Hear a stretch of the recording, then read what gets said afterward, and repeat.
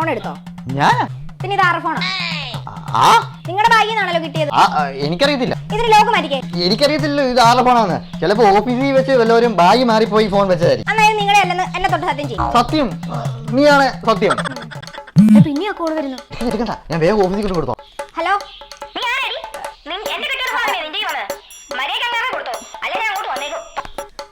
കുഴപ്പമാണെന്നോ തോന്നുന്നു. ഞാൻ നിന്നോട് പറഞ്ഞില്ല ഫോൺ എടുക്കണം. ഇപ്പൊ എന്തായി? ഞാൻ ഈ ഫോൺ തിരിച്ചു വിളിച്ചിട്ട് ചേട്ടന്റെ ബാഗ് അറിയാതെ വന്നാന്ന് പറയട്ടെ. അത് നല്ല ഐഡിയ. അത് ചെയ്തു. പാസ്വേഡ് അറിയത്തില്ലല്ലോ. പാസ്വേഡ് 5432.